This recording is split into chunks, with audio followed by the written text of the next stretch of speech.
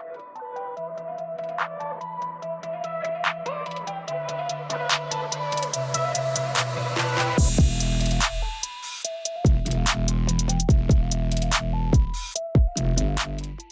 so this has been weird. Thanks all for being here.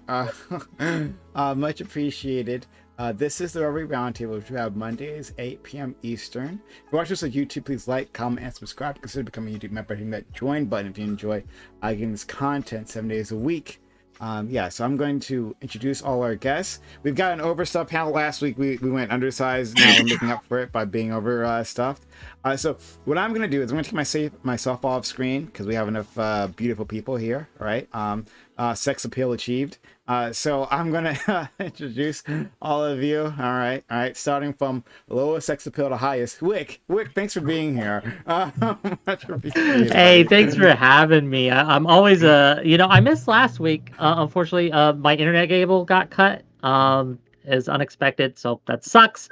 But I'm glad to be here. Glad for the invite. Yeah, so it's going to be fun, gang. Let's go. Okay. Thank you so much. Next, we have Fabian Liberty Scott, our good friend, back with us again. And I was at Fabian's channel, Scott's channel last week, Fabian Liberty, and it was a lot of fun. He was raising money for a charity. Hope you guys joined us then. Yeah, so we had a really good time with Scott. I'm glad to have him here.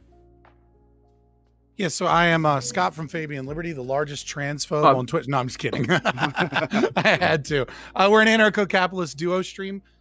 We do some news occasionally. Sometimes we dig into stories, try and look at what a company is doing or a big story that everyone's talking about, maybe give a different perspective or something like that. We do a lot of interviews. Recently, we interviewed Amy Ham from Post Millennial and Buck Angel and Tula Bar. Or also known as Richie. It's been a lot of fun, and we're going to keep doing interviews. This Thursday, we'll be talking with Brian McWilliams from Lions of Liberty. So if you're a big libertarian, that you'll probably know that name. And if you're not a libertarian, you probably have no idea who the fuck that is. Either way, you should come and check it out. Thank you so much for having me again. This should be fun. Hey, all right. Next, we'll go to our friend Lactoid. We haven't seen him in a while. Lactoid, thanks for coming back. We absolutely love having our friend here. How are you, buddy? Doing great. Well, thank you so much, Brian, for having me on. I am Lactoid. You can find me on Anti-Communism United on Discord and Twitch. If you ever want to talk about anything, just shoot me a message. Okay. All right. Thank you so much. Next, we have Pepe Pinochet. Thank you, Pepe, for coming through. It was really nice to meet you. He's been recommended by our good friend Doobie here, which, we'll see how that goes. Pepe, we've been trying to get you on for a little while. We were very happy to have you on today. How are you? And introduce yourself to me and the audience.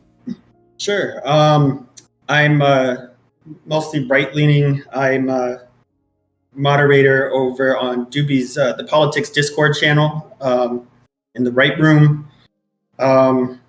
So yeah, you can usually find me there. And yeah, I guess this is the first panel I've done. Well, okay. Pleasure to be here. Thank you so much, right? Taking her proper place in the center, right, is the most important, sweetest person we have here, right? Like, I can guarantee you, it'll go back downhill after her. But, you introduced her to Twitch politics? I know, right? The rest of you degenerates. Her name is Ashley. We haven't had her here for quite a long time as well. Ashley, you sweet, incredible person. How are you? I'm doing wonderful. To you who don't know me, I'm kind of on the edge of like Twitch politics, because I do mainly a game called Black Desert Online. And I'll delve into like trans topics on stream a lot. And discuss stuff like that. And yeah, for Pride Month, I've been trying to have a lot of people on to discuss them. Thank you. All right. Now literally the exact opposite of her. LSP, thank you for being here, buddy. I have LSP. It's also been a while. We've got a lot of people who've been gone for a bit, making their way back. So I'm really happy to see you all. LSP, how are you? I'm fine. Thanks for having me. You can go on to the next person. I have no intro. Okay, so that's okay. All right. You've got that lovable Trubic face, so that's all we need. Next, we have my man, Mr. Fanatic. Fanatic is here. Fanatic is like, honestly, he holds up the panel sometimes, right? Like he makes or breaks it, right? So Fanatic, thank you for coming here. I can't wait for to see your perspectives on these topics, and especially, how are you? Oh, for sure, man. I'm really excited to be here. As you see, my name is Fanatic, and I put token next to it since I'm the only nigga on this panel. We're going to be sitting here discussing things like the U.S.'s different response to Haiti and, white European immigrants. And we want to kind of make sure that we don't forget that race element, because that seems like that was a pretty huge deal here. But I know these white people in this panel probably don't know it. But I'd be surprised. I'm open to being surprised. But either way, you can look to me for the accurate perspective, since these niggas seem so blind to race and try to boil everything down to classism. You can follow me at twitch.tv/Mr. and YouTube Ask Fanatic. This is going to be a pretty good panel. I'm about to pop off. It's Lactoid and Wick are definitely far too white to know, so thank you for that. We appreciate the color. My man Sprouticus back with us yet another week, right? Another week of joy. We have Sprouticus. Sprouticus, how are you, buddy? I'm doing good. Just got back from spending time with family. My sister just gave birth, so my niece was just born. So all good things on my side. I'm excited to get in the panel. You can find me at twitch.tv/TheSprouticus. Congratulations to you and your family. Really happy to hear it. Healthy birth? Yes, 8 pounds, 7 ounces. Oh, nice. I think it was an 8-pounder too, right? My mom didn't love it. But last but not least, we have my man Doobie, our dark Lord and Savior, here with us again. Doobie, how are you? I was fine, and then I heard that Sprouticus and his genes were being spread around and shit through his family members, so that's kind of fucked up. I'm Doobie. I help run the politics server on Discord, discord.gg/politics. I'm actually going to step away for like 5 minutes, but I'm still listening, and I'll be back by my intro. Promise. Understood. All right. Okay, so we'll jump into it. Topic 1, which I don't have in front of me. I never do when I start these things up. Okay. Topic 1. The U.S. has sent thousands of Haitian immigrants back to their country of origin in recent years and banned them from seeking asylum status. This despite the immense amount of violence and deprivation they face in their nation. Now, simultaneously, the Biden administration is planning to let in 100,000 Ukrainian refugees. Should the U.S. ever differentiate between immigrants, assuming they don't pose a threat? Is this an example of rank racism from the Biden administration specifically and the U.S. in general, or does it make sense to limit the flow from certain nations? Yeah, so I think you guys all know it. Is that we've had this Ukrainian crisis, and open arms for our Ukrainian brothers and sisters, which I'm for. Let them in, right? If they need help and we can provide that, absolutely let them in. However, it seems like for other types of people with a different kind of skin color, we don't see that help. We see nothing but scorn. We see Kamala Harris going to Latin America and saying, don't come. I think it's interesting that different response, but maybe it's warranted somehow. So let's go down the line with introductions, opening statements. So, Wick. Certainly. So again, I'll echo the sentiment that yes, it's a wonderful thing that we are being very open with the Ukrainian refugees and letting them in. That's a great thing, right? We should do that more often. And one of the failures I feel the Biden administration has been their immigration policies or their lack thereof. The failure to let in the Afghan interpreters, refugees and things like that, and from other countries that have actually helped us out, right? Like these people have risked their lives in order to help our soldiers and help our troops. It is inexcusable. It's inexcusable on every level. I think that I wish that this same openness would be extended to them as well. Should we ever differentiate between refugees? I do think that refugees who do help our troops should be given preferential status, but that shouldn't be based on country of origin. That shouldn't be based on race. That shouldn't be based on anything like that. It should be based on the fact that they put their lives on the line to help out our troops in our country. Other than that, yes, I think that there is racism at play when it comes to letting in Ukrainians easy peasy and letting in and not letting in from other countries that are less white, right? I do think that's at play. Is that the main factor? Probably not, but it is a factor, and to ignore it would be silly. Thank you much. Let's go to Scott. Yeah, so as a libertarian, immigration is always an interesting thing for us because we're kind of two minds.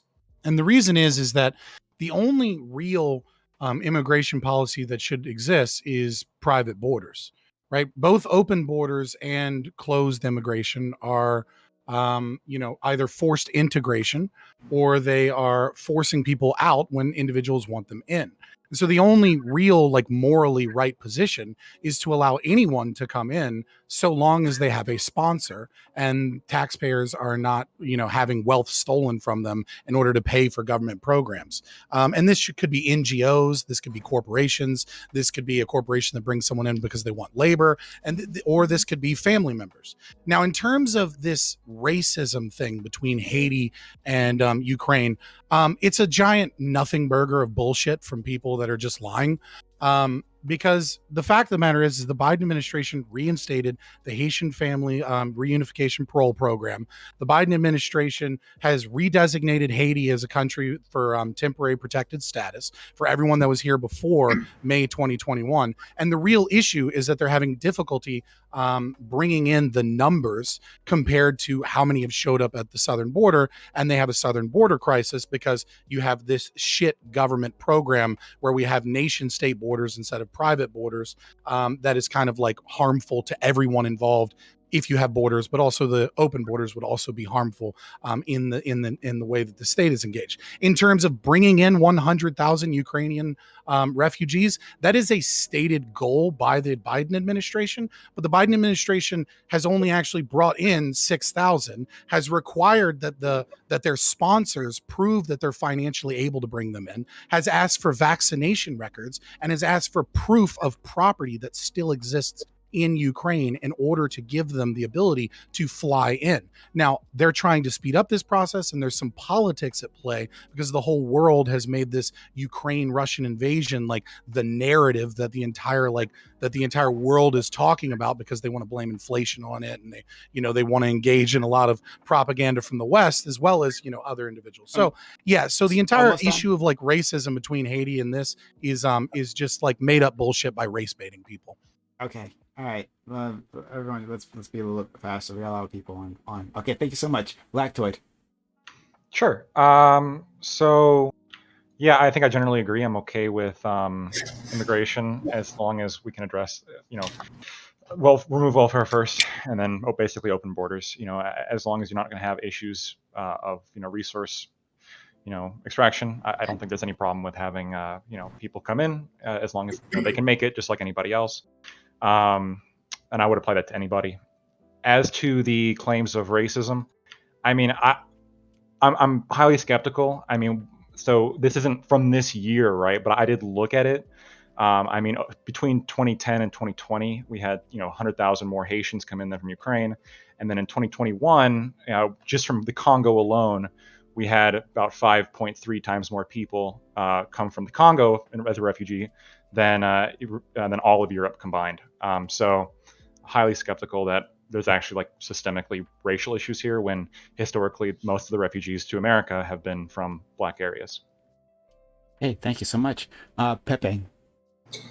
Yes. Well, I guess I look at it a little differently. I think one of the main reasons that the U.S. has pledged to bring in 100,000 refugees from Ukraine is because a lot of the countries in Europe, particularly Poland, are stretched very thin from all of the refugees they have to absorb. And since the United States has been pretty much the leading voice and Ukraine protecting its sovereignty, I believe that's one of the biggest reasons why they're doing it. So I think it's kind of hard to compare them to economic refugees that Haitians obviously live in abject poverty, poorest country in the Western Hemisphere, a lot of violence there. But if you also look at it, there are many other places like it, and we're talking about tens of millions, hundreds of millions of people in a similar situation that we just possibly couldn't absorb. So I don't think this has anything to do with race in particular. Okay, let's go to Ashley. Yeah, I think that we should just prioritize as open borders as we can safely have. Like, obviously, I agree with, like, we want to make sure we're not, like, bringing criminals or people that aren't going to be able to, like, financially support themselves. But I'm for, like, bringing refugees in general. I think that we should seek to bring in more refugees. And I would say that any discrimination of refugees is probably bad, no matter where they're from. So, yeah. LSP? I guess I just agree with Ashley's position. Yeah, refugees are people who are going to suffer very serious penalties if they stay where they're at. They need help. So the right thing to do is to help them. That's all I got. Thank you. Fanatic. Yeah, I think refugees are obviously like we have a reason for like creating the programs that we do. The America's like the best and wealthiest country in the world, or one of. It's the best country in the world. Maybe not the wealthiest like per capita, whatever. I think either way. My point being, we have the means. We've obviously seen it. We've obviously been able. The fact that we're responding the way we are right now to the freaking Jesus, I'm drawing a blank. Refugee crisis? The response that we had to Haiti's refugee crisis is very different than the response that we have to any European refugee crisis. And I think that difference is largely based on race. We can't ignore the historic racism that United States has specifically had towards Haiti with regards to them becoming maybe becoming free, and the sanctions and things that we've placed on them for all of those various reasons. I think it's absolutely ridiculous to just try to ignore all that and just assume that there's no foul play happening here. It's crazy. I don't know how we can always do one and not the other. It's obviously race, but we'll get into that. Thank you. Spartacus. Yeah, so I think it's important that we take in refugees, especially refugees from war-torn areas. We can only sustain so many refugees a year. We can't just open the borders and be like, everyone come in. That'd be unsustainable for the United States government. And to bring along this fact, which no one else seemed to bring up, in 2005, the Real ID Act permanently eliminated the annual cap of the number of asylees allowed to adjust status. So there is no cap on the amount of asylees we can get from Haiti. So if they are facing violence, if they are facing danger, they're more than welcome to come claim asylum. Now, with that being said, we do owe the Ukrainians. We owe the Ukrainians more than we're giving them. The Budapest Memorandum was signed by the United States, Russia, and Ukraine. And it basically said, Ukraine, you give up your nukes, and we will protect your land and recognize your borders. Russia specifically violated the Budapest Amendment, and we did not back up Ukraine. The absolute least we can do is adjust some numbers immigration-wise and take in Ukrainian refugees. Okay. Finally, Doobie.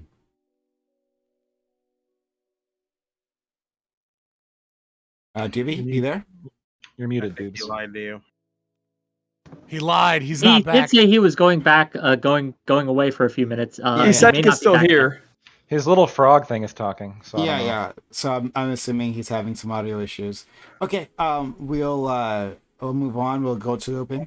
And Doobie can jump in when he can. All right, please go ahead. I do think that's a great point that you brought up, Spartacus, and not something I had considered prior to you mentioning it. Is our there you the fact that let's let Doobie go, then you'll go. Go To be clear, I was back. My Discord thing was fucking up. Okay, fuck you guys. So I don't think we should take in any of these fucking refugees unless there's like they're beneficial to the country, unless they have some kind of like degree or some shit. I don't think we should be taking in people that have like $2 in their pocket or whatever fucking currency they have in Ukraine. That seems like really stupid. Same thing goes for people in Haiti. It doesn't seem like there's any evidence that this is racist whatsoever. But if you just compare the two, like on the merits, one country is dealing with like a war, right? They're being bombed out of their homes versus the other country's poor and crime ridden and fucked. Like, I guess if you're going to pick a place to take refugees from, it'd be Ukraine, right? If you're going to do that sort of thing. So wait, Doobie, you're talking about how they're poor and all of that. Do you think that the United States is responsible in any part for I don't some of their care. poverty? I think we can point the finger at first world nations and say, hey, you wealthy countries, you're responsible for this and this and this and this country. I don't give a fuck. I don't think that makes us liable or responsible to take in the people that live in those countries. If we're doing things to benefit ourselves and it happens to be to the detriment of another nation, then hey, fuck you, you lost. It's Okay. Well, that's No, beautiful. I So then, do. if he's saying that, then I mean, okay, there's probably not going to be very many bridges to draw here. But I think every rational person can look at this and say, on its face, it seems a little bit immoral and unethical to say, hey, it doesn't matter how much depravity and poverty you cause in a country, that once that's there, asylum policies that you create specifically for people in these sorts of circumstances, you can decide not to apply that to the nations when you've caused the very poverty that they're in, and then those people, now all of those citizens just need to sit there and mire in it. And if that's your position, I think it's ridiculous. Well, it's my position because I'm an American citizen. I'm not a nation of the. I'm not a citizen of the world. It's right. totally So cool. I support things that benefit me as a citizen of the United States. If it doesn't, then I'm not going to. Everybody else, because you and I don't have anything else to discuss. The United States responsibility. That's so insane. To It's push not worth policy that benefits discussing. me and the rest of the American citizens. let's- That's I it. think that Right? we do have It's not a our responsibility. that bridge is to benefit nothing to people in talk about Mexico or Wait. Ukraine or Haiti or whatever the fuck. Wait. Yep. Well, you Okay. know, I'm actually don't want them here for racist Wait, reasons. hold on. Be honest. We'll go Wick first. and It's then we'll go fine. I'll be Pepe. concise because there isn't much to say, but I do think there's a moral responsibility that we have to help those in need if we can, right? Why? Obviously, we can't help the world, but I do Because think that they'll we die have if a we don't. responsibility, a moral responsibility. It's a Because moral they'll die if we responsibility. don't. Why? Where does that Moral. come from? Like, if we can help someone who is Because they'll die if we otherwise going don't. to die without our help, I think that we have a responsibility to Hold do on. so. So we don't know that they're otherwise going to die. Their life In might many be cases, harder. we're Right? We don't know for Dude, sure that are they're you going to die. seriously It's not like denying they step into it's not like they step into Haiti and just like fucking fall over on the floor, right? They might be poor, they might have harder lives. Okay, sure. I like how but that's not really our business. or did. Okay, so we're talking about a country that has only recently gone through a military coup. Not so long ago, suffered an earthquake that killed something like 100,000 people. There's all sorts of reasons people in Haiti do need help, and there's all sorts of guarantees that they will die if they don't get that help. Yeah, Well, there's so- also the so here, there's the also private the charities. there's also the wait Let there's a also, private charity. so and just help them because then, okay? so send, so send just them, send them your Starbucks money if that makes you feel that way. so just because there's natural disasters, Your just money. because there's acts of God that kills people, it does not. First off, it doesn't mean we take in asylees because of natural disasters. To be an asylee, you have to show an active threat, or that you have an active threat of violence if you go back to that country, against you or your family. Okay, so two Okay, things. what about the Very Somali high on refugee? that, too. Two Why things. do you think we should have taken Two them things. Two things, right? So first and foremost, we do recognize that. That's why Biden redid the program that Trump stopped in 2019, which is the Haitian Family Reunification Parole Program, and that's why we upped our numbers. That's in not the terms of asylee asylum process. seekers.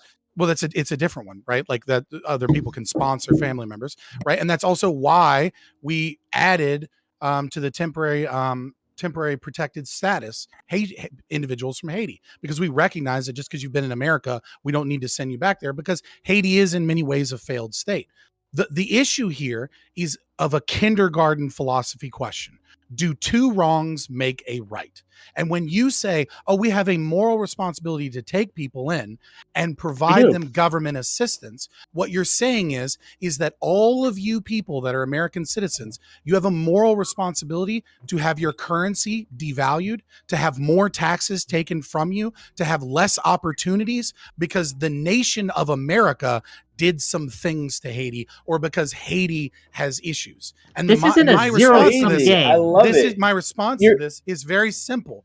Is if someone wants to sponsor someone, if a nonprofit wants to sponsor someone, if an NGO wants to sponsor someone, if anybody wants to financially sponsor someone, then they should have no fucking reason not to be let in here in America, because they are no financial burden to the United States. I want to be very clear. I am not by any means for open borders. I do think that we should limit it to some extent. However, I do think you're we willing can to take in negotiate more. with Just your let me ego. finish. I can't even get two words out without you running your goddamn mouth. Okay, so just listen for a second. Maybe you'll learn something. Okay, so No one's the ever first learned anything point, from you, Waco. because you keep interrupting and you can't learn something you already Just shut picked up and up. let him finish. Jeez. Exactly. So again, this isn't a zero-sum game. We have far more resources than we're using. And yes, we have problems in America as well that we need to fix internally. But that does not mean we need to close off our borders until people sponsor in this crazy shit you're spitting. Like, we can have a fix to this that is moderate and still helps more than we're doing. What we're doing right now, like the Biden switch or his reinstatement, that's a good thing, but it's not enough. We need more. You're talking about negotiating with American citizens' futures and with their money. Like, Oh, no, God. this No. is a zero-sum game. If you don't It's have not. some type of financial sponsor, get wrecked, get fucked.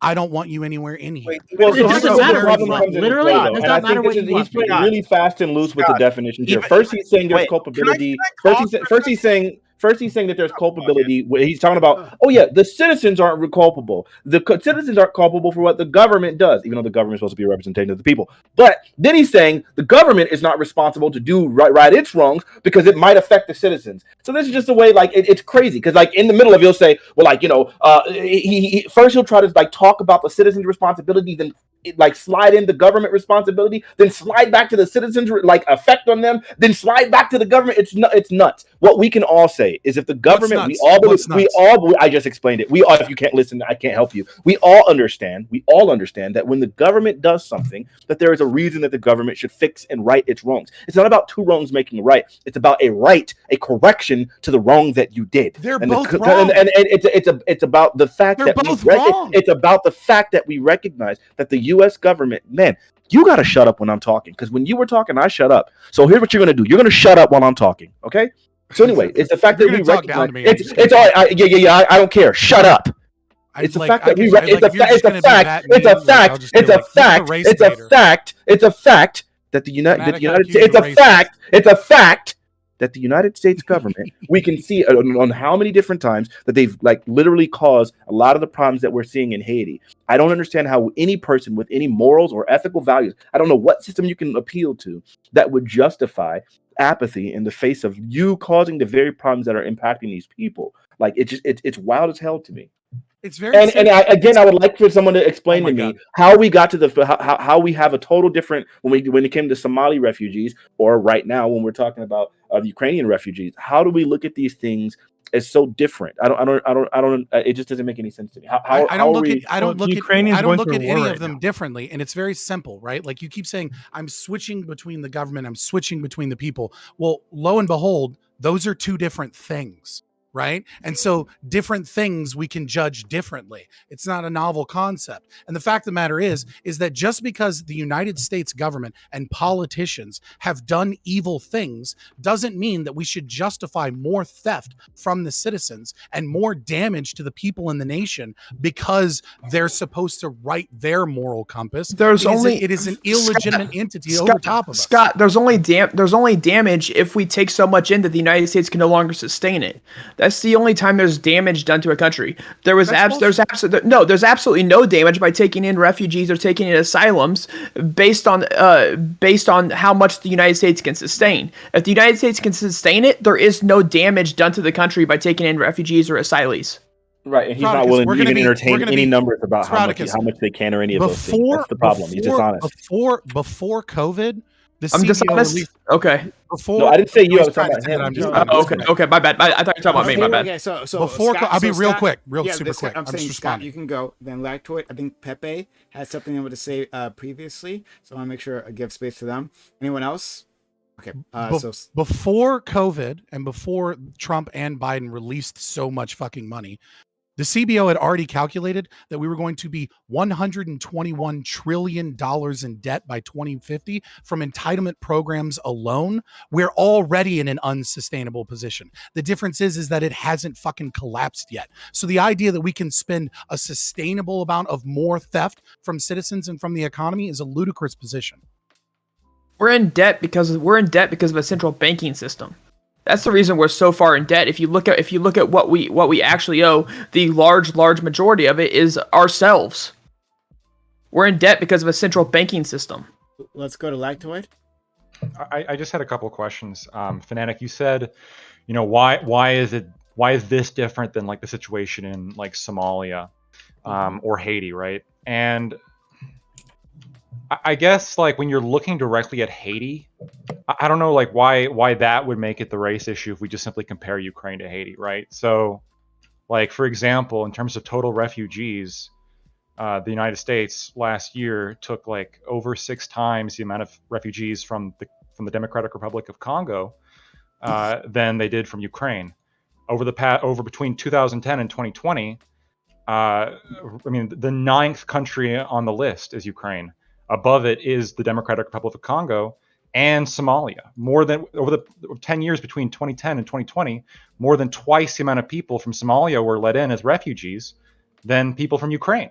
Well, And keep in mind that's a 10-year gap, right? Like it's 10-year thing. Well, it's over 10 years, but then even when you look at last year, like last year in 2021, you have even a higher percent of people from the Congo as compared to Ukraine.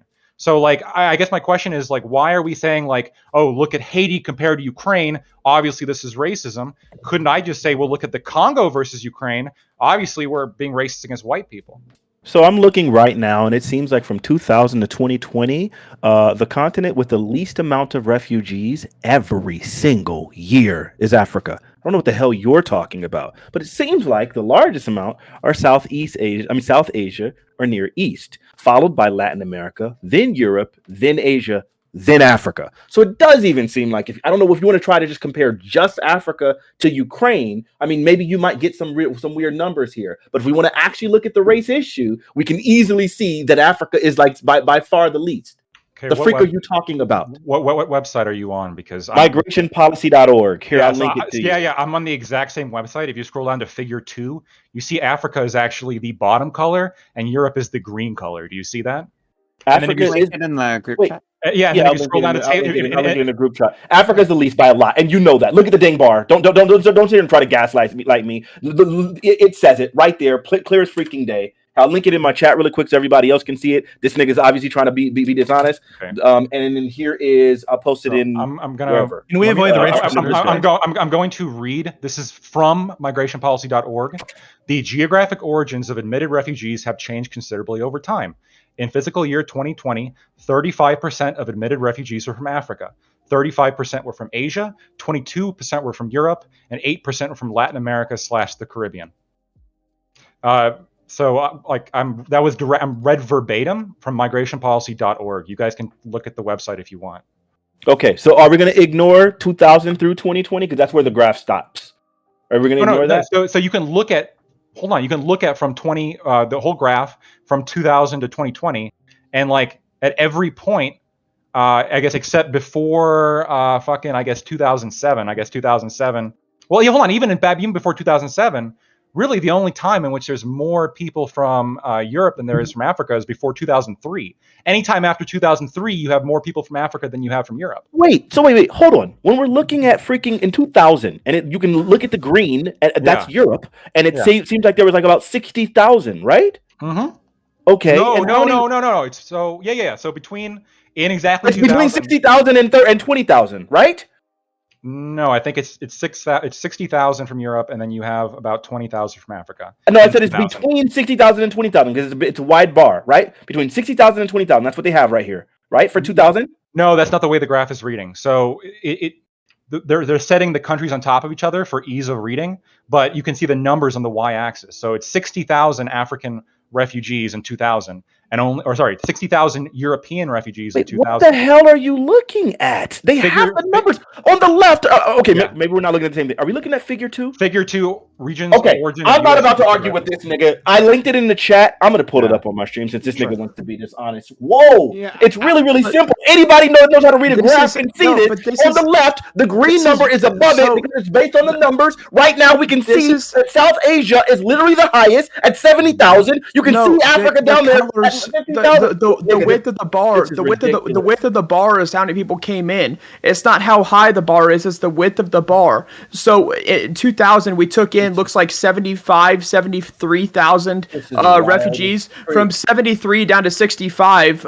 So call it 8,000 are South Asia, Near East. Right, because if you scroll down to the table 1, you can see physical year 2010. Everyone can see the graph. We see the numbers. On the axis, it's 90,000 with 10,000. And this is the year. This nigga's lying. We're done. I'm not even entertaining. Say whatever you got to say, but you're a liar. All right. I will say what I want to say then. So if you go to the website, I highly encourage everybody to go to it. So if you scroll down right below the graph that he's talking about, there is a table 1, top 10 origins of refugee arrivals in the United States, fiscal year 2010, fiscal year 2020, and fiscal year 2010 to 2020. You can see the top countries consistently, at least between 2010 I accidentally dipped out. Let me back in. Between 2010 and 2020, we see consistently African countries are rating significantly higher. And the explanation paragraph just above figure 2 says right here, like, again, exactly what I'm saying. So. Okay, so I love this, bro. Here, so even if we follow this thing right now, right? Okay, so these numbers, the paragraph that he read is something that's not represented in the graph, right? Obviously, but if you can see, and it correlates. Same with you can see. Shut up. You can see. The same you can see. Shut up. It correlates. You can see. You shut up. You can see it correlates. FY 2010 in 2010, it says about 18% were from Africa, 73% were from Asia, and then you look at the bar in 2010, and 2% were from Europe. And you can see still that Africa was way below Asia, right? So it seems like even still Africa was among the least. That's what it looks like to me. Am I tripping? You're tripping. So two things real quick. You're actually tripping. Hold on. Two things real quick. Number one, I don't understand why we give a fuck. Like somehow saying that like a relative number proves racism is the most CRT bullshit I've ever heard from the race baiter fanatic. And number two, the other question here is, China and India are like in Asia, right?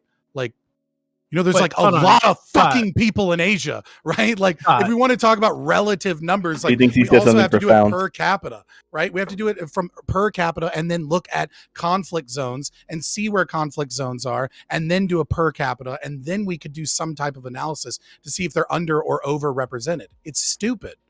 Yeah, but Scott, what you hadn't considered is that if Asia were the lowest on the list, it'd mean that the United States is racist toward Asians, of course. Right, whoever's the lowest means that we're racist. Whatever, unless it was white people, then all of a sudden it would just be that of course it's not racist. Like, what are you talking about? Let's go to Pepe. I mean, personally, I don't see. I agree with some of them here. I think this is kind of like a race baiting issue. I think it's just the United States trying to look like they're stepping up and doing their fair part in helping the Ukrainian refugees. But I mean, this is coming from somebody who doesn't want them coming here because of who they are. And I would, quite frankly, Ukrainian refugees coming here to America. I think one of the worst things that's happened to America is the 1964 Hart-Celler Act. So I'm completely against demographic change. So, and I just don't, real quick though, Pinochet, you are against the Ukrainian refugees. Oh no, I'm fine with them. Actually, I'm actually welcoming of the refugees personally. Okay, I misunderstood. It's still weird, dude. Okay. Yeah, I don't think it's weird at all. I want are more you against? Are you against the Haitian ones? Huh? Are you against the Haitian immigrants? Yeah, I'm against them coming here for sure. So why? So why? Pepe, explain to me why the two things are different to you. Oh, well, because they're to be quite frank, I think that America becoming less and less of a white majority country is a bad thing, obviously. Oh, okay.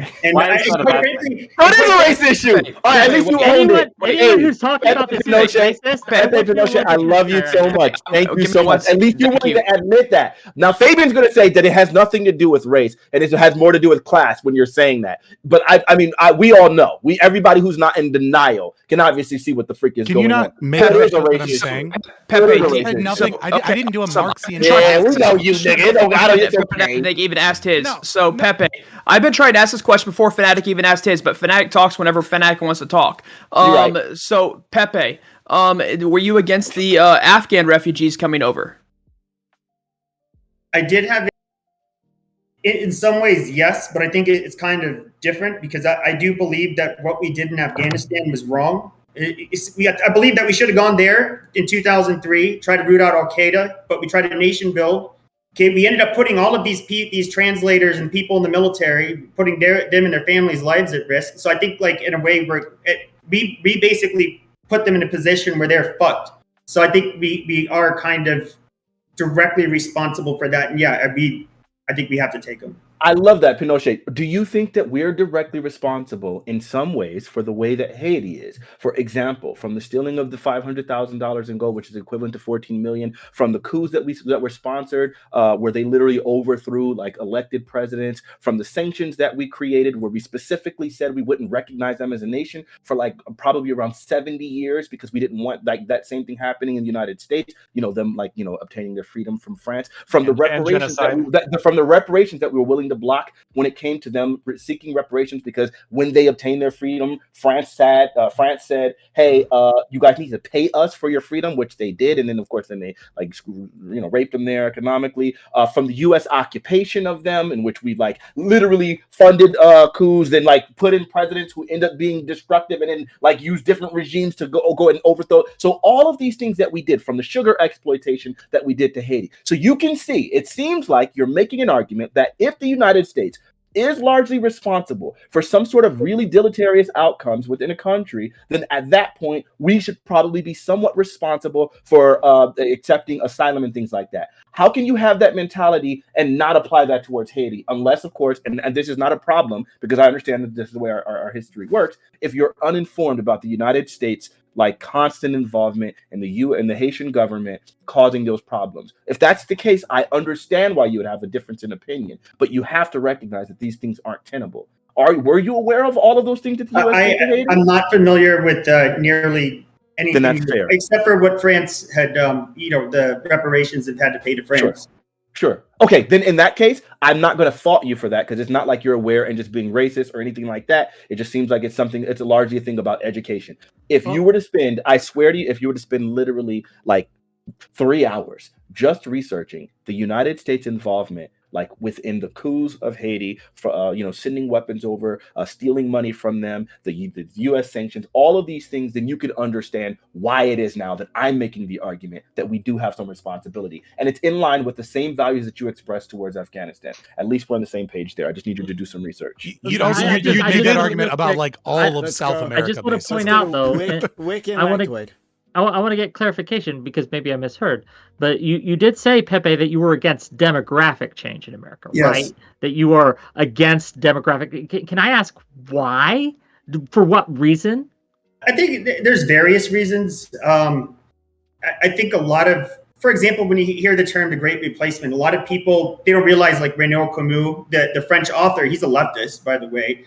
It's not like he doesn't see it as a conspiracy theory, but he's seen how you basically have corporate globalism. They kind of look at everybody as a commodity, and they want to. Okay, so I'll ask directly: do you believe that there is a conspiracy among corporate elite or political elite or whatever group, some specific group, to replace white Americans? No. Okay, I just wanted to be very clear, because what did that French author author? What book did he?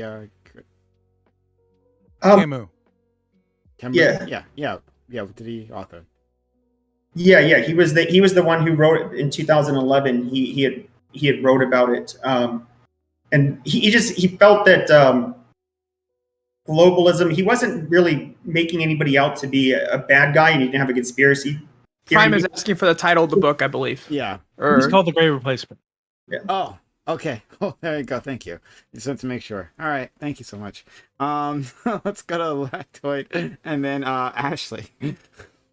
So, two things really quick. Fanatic, you did leave out the genocide when in your description of Haitian history, that I think is relevant. We're looking at a lot of the political attitudes at the time, and a lot of the justifications and the I guess the policy decisions of the United States, what they were revolving around. There was a direct genocide on Haiti, so you guys can look into that. And then Pinochet. So now that we've established that the refugees are disproportionately non-white countries, would you be are you in favor of, on a principle basis, let's just say, let's say we're not factoring in, or let's just say it's just people, the demographics that you want. Would you be in favor of economically subsidizing these, the Ukrainians, to come to the United States, or no?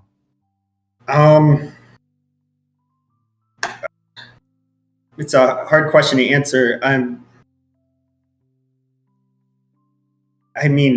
guessing to an extent we will. What do? We backed Zelensky, gave them all of these weapons to help, fight for their country. The women and children had to largely leave.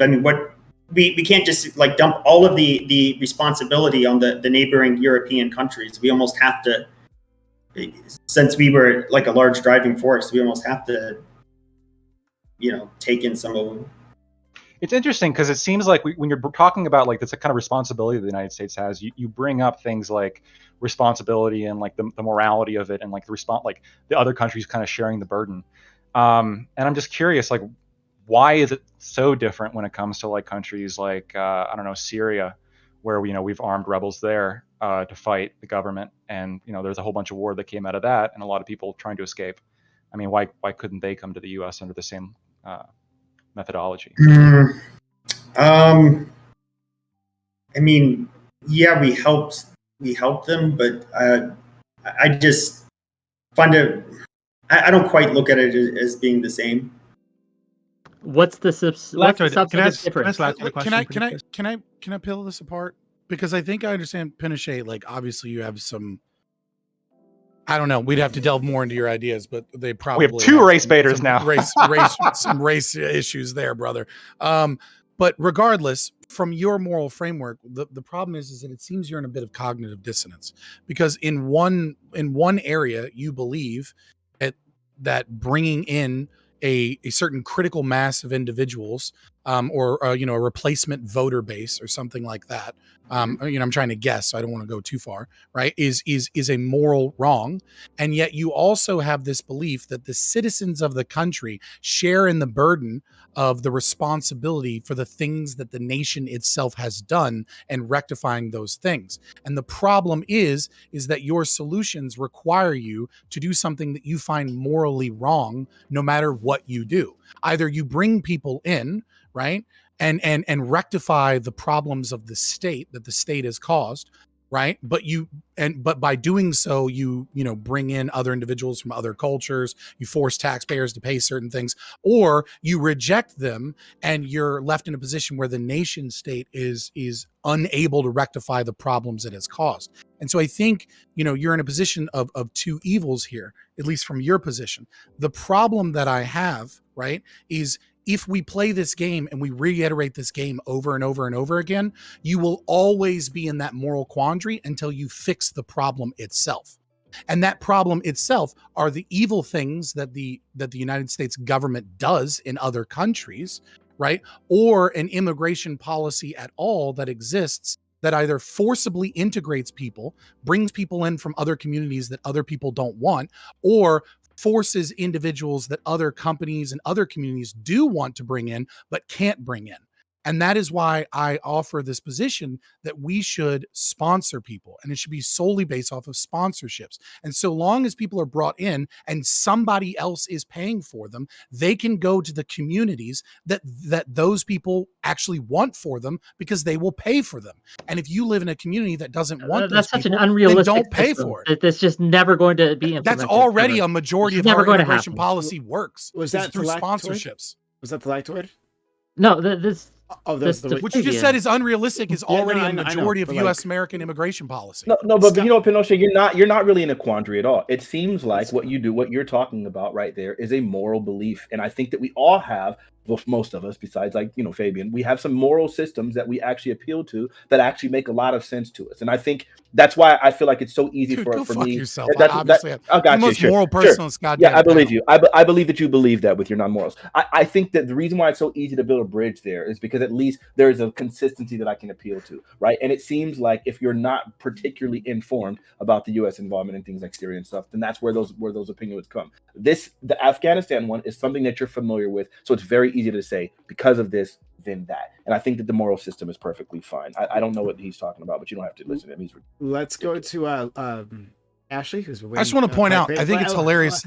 Super quick, I'll be like one sentence. I just love that the two racists are able to have like a really good conversation, but anytime somebody advocates for like lessening the power of the state, like that's the real immoral position.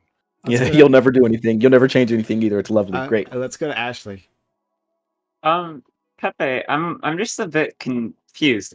I want to clarify your position. I want to understand it better. Why do you think demographic shift is bad? I am. There are many reasons. Can you give me just like a few? You don't have to go into all. Sure. Can you give me something to work with?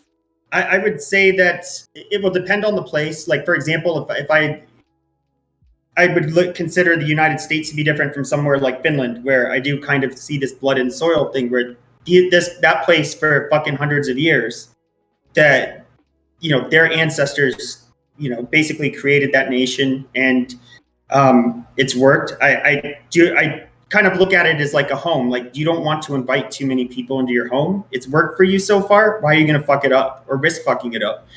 I would say the United States a little bit different, right? Because we've always been somewhat multicultural.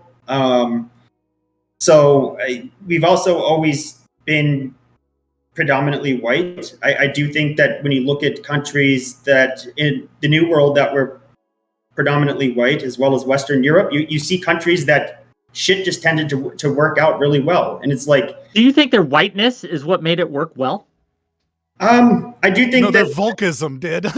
So I do think that there's both culture and there could be group differences that would be like a whole nother thing. I'm not a race realist, but it's Pepe. Wait 1 second, Pepe. Let's see if that Ashley. It was her turn. I am just kind of curious because that's kind of like an appeal to tradition, right?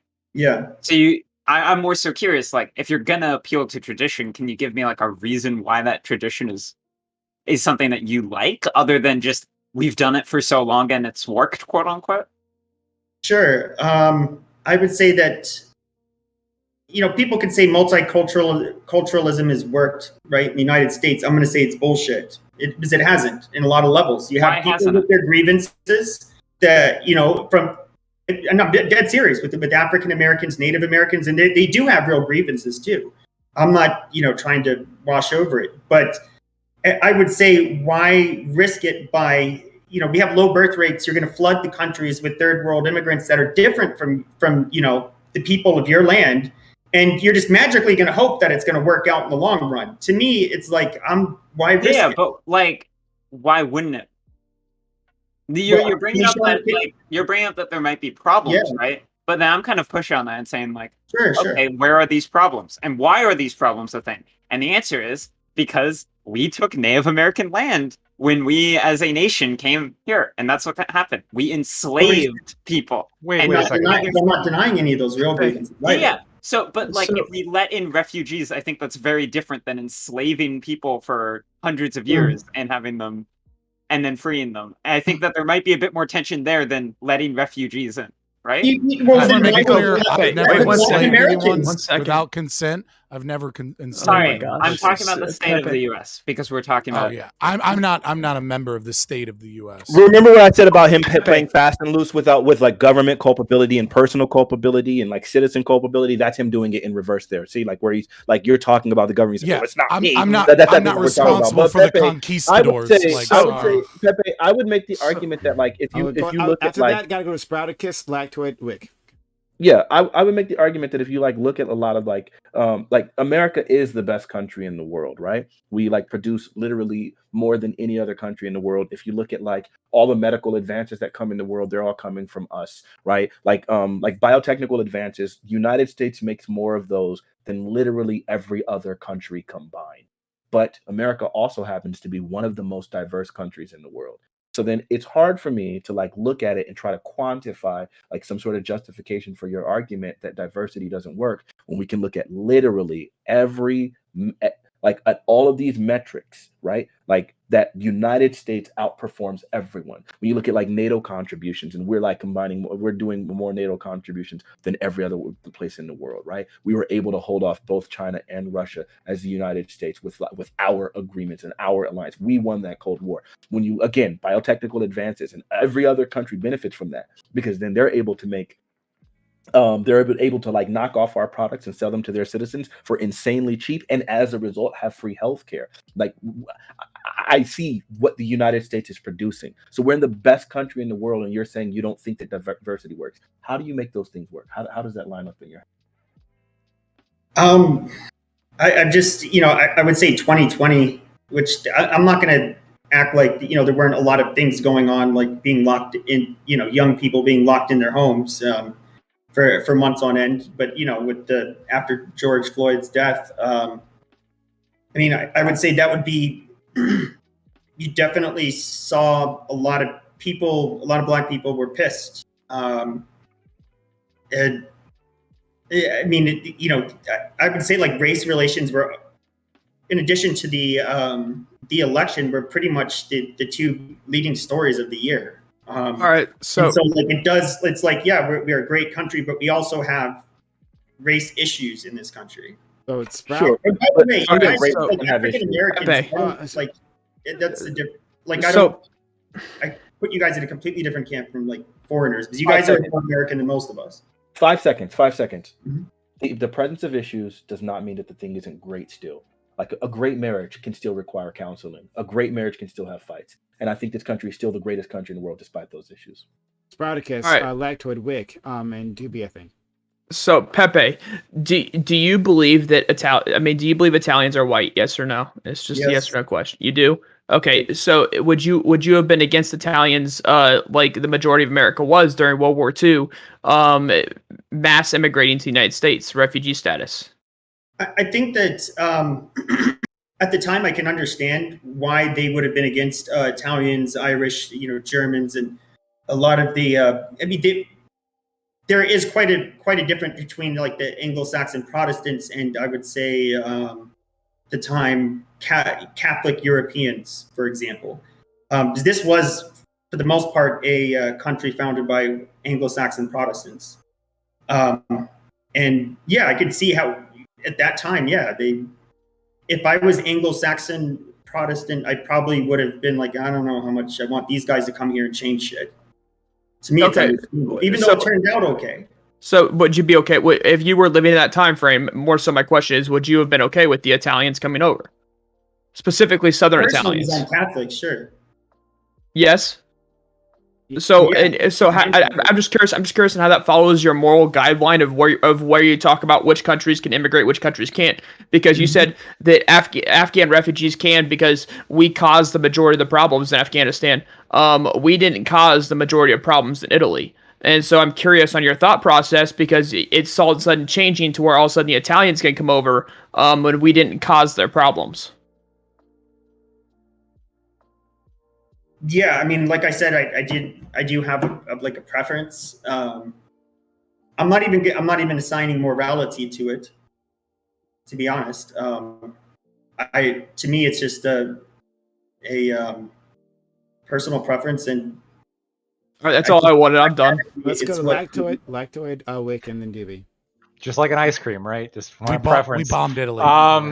So I totally agree with Fnatic, best country on the planet, 100%. Ashley, I wanted to just quickly maybe make an argument where there is none.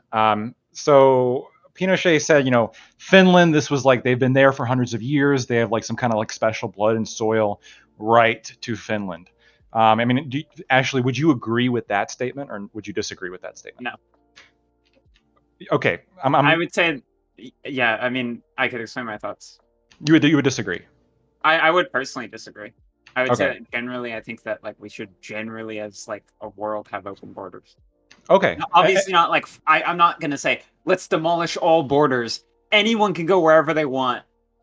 But like, yeah, I think that we should strive for more open borders. Sure, and I'm just for the record, like I'm super against the whole blood and soil thing too. But something that you followed up and said, I just want a clarification on, because you kind of followed up right from that, and you said like, well, and then like the Europeans came and like took the Native American land. Why I brought that up? You agree that like land shouldn't belong to the Native Americans, just like land shouldn't belong to Finnish people. I'm explaining possible causes for like racial tension that are not just purely racial, right? Like. Right. Well, actually, Now are racial, but like manufactured issues, right? These wouldn't be issues if these were refugees that came into our country. Right. I guess the point specifically bringing up is that like people shit on Pinochet for when he's talking about blood and soil stuff, and with all due respect, Pinochet, I would join them. Sorry, but I think there is like a sort of what's the term, inconsistency here. Because I think most people, maybe a lot of people here on this panel, are perfectly fine with like blood and soil stuff when it comes to Native American tribes, and I thought that was brought up, and so I think that was like I actually am. Challenge. Well, like, I know you are. I just want to say this. This is actually like one of the things that I think really kind of helped shape my views. I used to have to go to the Navajo reservation every summer. My dad. And I remember seeing like he had to have translators work with the old people, but nobody spoke fucking Navajo. And I just remember thinking to myself, how sad is that? Their language is going to be extinct. The people that he was translating for, or were being translated for him, they're fucking dead now. Like, it's I guess I don't understand why. I don't understand why a group like the Navajo, for example, should be able to say, this is our place. It is a blood and soil thing. Like, you're either one of us or you're not. Like, I don't know. This is the problem that you don't have a right. No, sorry. We got Wick has been waiting. Wick, Doobie, Scott. All right. Fair enough. I'll be as concise as I can. I think a lot of people made the points I wanted to, which is great. I like when most of us are on the same page here. I will say just briefly that the preservation of language and culture is important.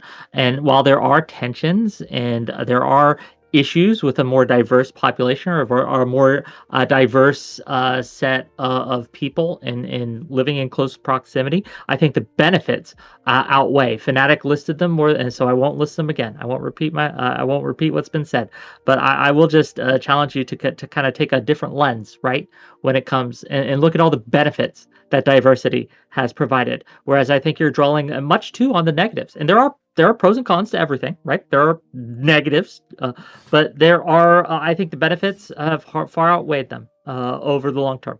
That's all. Let's go to Doobie, then Scott. So, Lactoid, you're usually a reasonable person, right? And I'm wondering, why you would disagree with me saying that the United States has no moral responsibility, no legal responsibility, should have no incentive whatsoever. It seems like. To take in refugees from Haiti or from Ukraine or whatever the fuck, unless these are people that are high skilled that we can benefit from somewhere. What? So aside from that incentive, what else is there? Even setting aside all the terrible things we've done to those countries, why does that matter? Why shouldn't the U.S. be doing things that benefits the United States and the citizen? I actually maybe I didn't make my position clear. I actually sort of agree with Scott with his idea of because fundamentally I'm not in favor of welfare. And so if I'm not in favor of welfare for US citizens, how could I possibly be in favor of it for non-US citizens, right?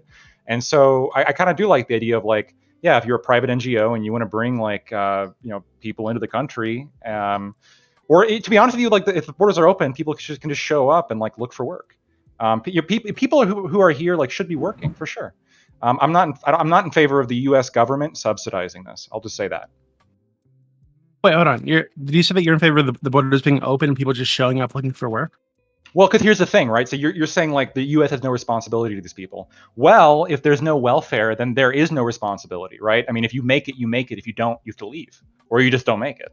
Wait, hold on. But I'm sure you would recognize that there are more issues than whether or not they're taking tax money, right?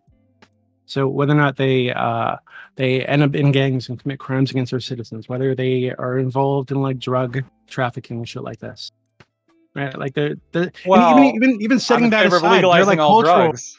There are cultural issues, right? So if you had 100,000 Muslims show up at the southern border from Afghanistan or some shit, right, come settle into some spot in New Mexico, there's gonna be a cultural clash there that's gonna massively impact the community.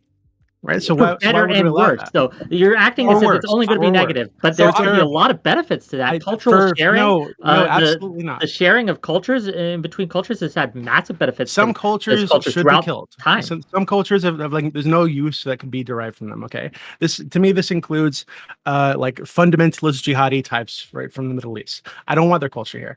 Okay, hold on. What you don't want is the terrible portions of their culture, right? We can acknowledge all of their culture. There are terrible portions. They worship a pedophile. Why would I want them in the country? Doobie. Hold on. Let me. I just want Doobie. Wait, are we just going anti-Muslim now? Yeah, Doobie. I agree.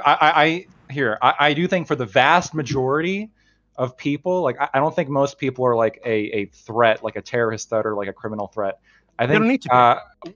Well, right, but what I'm saying is that I think the biggest risk, honestly, is just is kind of for having an open border system would be the economic. And I think that if you have a society in which we're not gonna help you, we're not gonna spoon feed you, but like you're welcome to come here and try. Like I would simply apply that standard to refugees and immigrants in the same way I would apply them to U.S. citizens, right? I mean, most crime is committed by U.S. citizens. So I mean, like I guess my question is like, and if I'm not mistaken, maybe this is like incorrect of me, but I'm pretty sure like the crime rate for most immigrants is actually lower than the native population. You are right. You are correct. If you had all immigrants, legal and illegal, it's absolutely less than the average American citizen. Right, and so if that's the case, then really my only concern with open borders would be like welfare usage, and if we just limit that, then there's no problem. That's I don't know. That seems so weird to me because I think you'd speak that way if you'd never had to interact with like a bunch of immigrants in your country, right, or in your town. I think that there are massive. It's weird. I think that's the my family's an immigrant. Like, my mom came from Europe. When? My mother When? came from Legally or illegally? My mom came from Europe. I am the son of an immigrant. Legally or illegally? Legally, but that's still immigration. Okay, so they went through the assimilation process and the naturalization process, right? So they're not. We're not. Do you think that your case? rids them of We're their not culture? talking. You think that strips them of their previous that's culture? the point of it. So over time, Wow. Lactoid and his children will be more American than Scandinavian or whatever the fuck you were before, right? That is the point of assimilation. It doesn't strip them of that. That is absolutely the case. So Doobie, like when I grew up, right, like again, like my mom is literally from, like, she came here as an adult, like she's from Europe, and like I grew up like half my time here and like half my time in Europe. Like I had a tremendously like different experience than most of my classmates. What country, Lactoid? Sweden. It's the flag right here. Okay. Sweden, right? So and like I don't know. I don't think there was so much of a culture clash that I had to fucking leave. Because you were white. Well, that's hold on. I disagree. Hold on. You're laughing, but there's some truth to that, right? So the United States is like a very European culture, right? Like that's just the case, right? We're very like mixed with like a ton of other ethnicities and other like ethnic groups and their cultures, but primarily it's a European culture, right? So there is some truth to what Fnatic just said.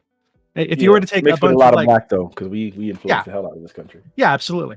But if you were to take like 1 million fucking North Koreans and drop them in California somewhere, you're gonna have issues. There's massive cultural differences, right? If you took like a bunch of people from fucking Turkey or something. Okay, so acting so one-sided here. You're acting as if it's all negative. Yeah, the benefits are going to be to the corporations that are employing these people, minimum wage jobs. Koreans have done amazing. You I said North Koreans, not South Koreans. Okay, South Koreans are very Americanized compared to other like Asian groups.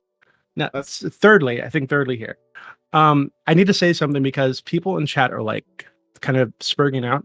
Can I say that? I'm going to say it because I mentioned that the Islamic prophet is a pedophile. He is. If you disagree with me, we can debate about that anytime. Muhammad is absolutely a pedophile. Like I don't know what to tell you. At minimum, he raped a 14-year-old girl named Aisha. At minimum, but the vast majority of Muslim scholars say that she was 9 years old when they had sex the first time. Yeah, he was a pedophile. Six when they got married. So that's Let's go to Scott. Yeah. So the thing that I want to point out here, Pepe, and to others, is that the issue here, and I know it's like beating a dead horse, but the issue here is that we do not have freedom of association. And that any immigration policy is going to be negative so long as we maintain nation state and nation borders. And so long as those individuals have pathways to citizenship, and so long as those cultures are able to vote for politicians that have power and control over our lives and what we can and can't do. The real issue here about this is you can maintain a nation state and do everything you can to be ethnically monogamous, but you're not going, like, you're still going to have problems because there's going to be people that develop different cultures within that, even if the skin color or the racial demographic or the breakdowns are different. What you need is freedom of association. One of the first things we need to do is we need to repeal the Civil Rights Act. It was a horrible piece of legislation. We need to allow people to discriminate based upon race openly. This will wildly make things better in our nation, as long as the state isn't doing it. Would it be worse for black people if we were to do that? Do you think? I don't know. It could be better for black people. It depends, right? Do you think before the Civil Rights if we were to get rid of the Civil Rights Act, right? Like, if that was to happen, we should allow racists to openly be racist and discriminate. If it had never been passed, do you think right now black people would be in a worse state than we are now? Well, again, I differentiated the portions of the Civil Rights Act that deal with the state and the ones that deal with private individuals. So right. you would So say, like, I think it's if the state is going to exist, it should not be allowed in any way, shape, or form to discriminate based off of anything. But okay, private individuals should be able to discriminate. And I think we'd probably be in a better nation and black people would be better off if private companies could discriminate. A lot of the problems that we were having regarding specifically employment and police and all of those things were specifically from private entities like discriminating. That was like what was causing a lot of the problems. It wasn't like, and a lot of it was forced on by the state. And I think it was the state wasn't forcing the Civil Rights Act. The state forced the end of those things, but all of those problems, again, when it comes to like things like the reason for the Montgomery bus boycott or the fountains that black people had to drink from.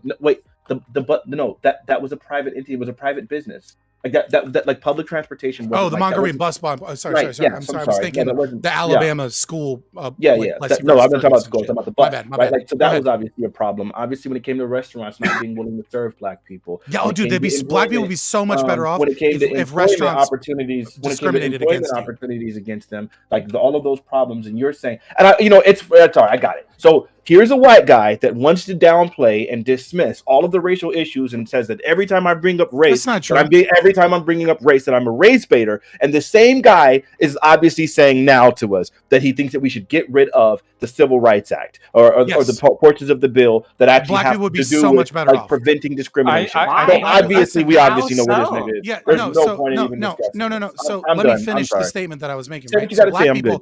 Black people would be so much better off if the racist sandwich, we'll do the sandwich shop analogy, right? You live in a city, there is a racist that owns the sandwich shop, right?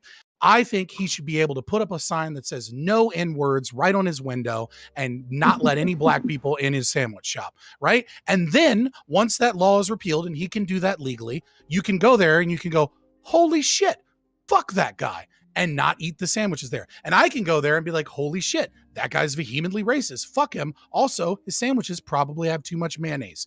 And the fact of the matter is because he's openly racist, he can do business with the people that align with his values, that do whatever he wants to do, instead of harboring ill will, harboring secret racism, instead of discriminating against black people for their employment anyways, because he's already doing that. He's doing it secretly. Instead of spitting in black people's food that have no idea that they're eating at a racist sandwich shop, instead of black people supporting financially racists, they can choose to support people that align with their values and have their own culture. This doesn't make any sense. And Scott, would the corollary also be that from there, black people will then shop at places that do like them?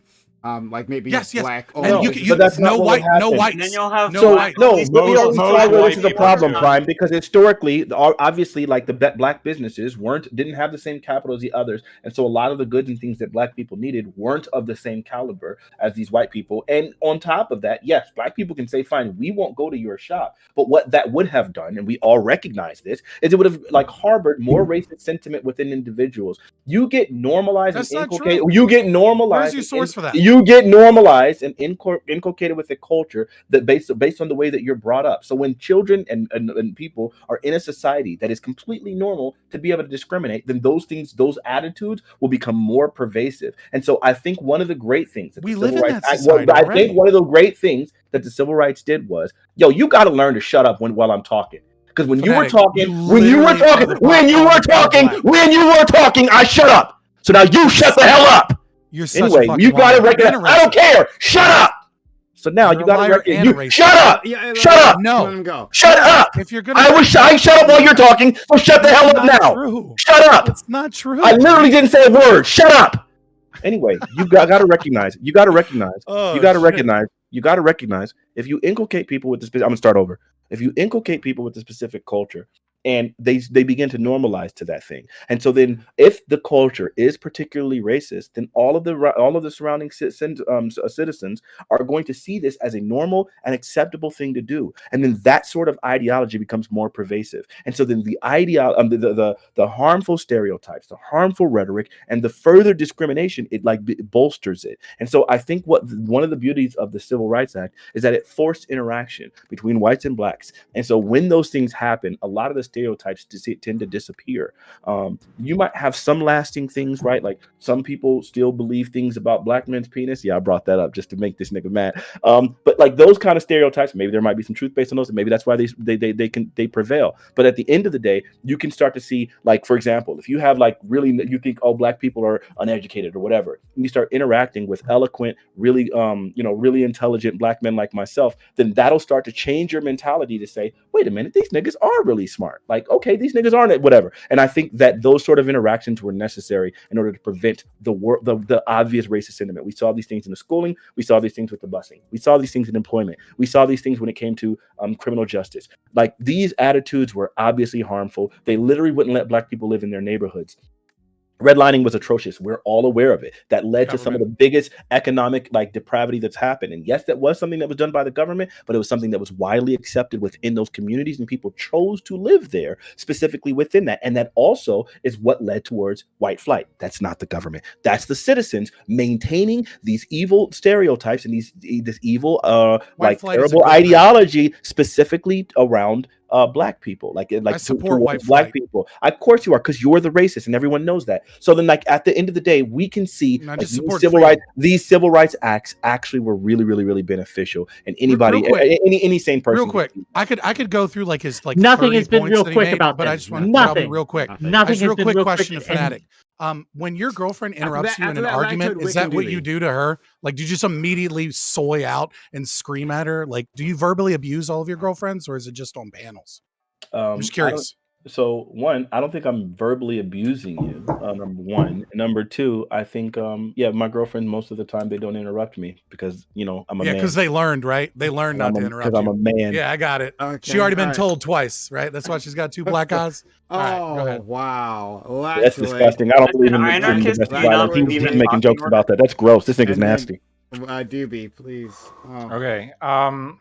So in somewhat defense of Scott, I do think it's interesting how Fanatic, like one of the things you brought up was like that was successful was the Montgomery bus boycott, right? And I think this is an example of exactly what Scott's talking about, right? You got a bunch of people who are upset at the discrimination, and so they boycott. They say, we're not going to use this service, like we're going to boycott it.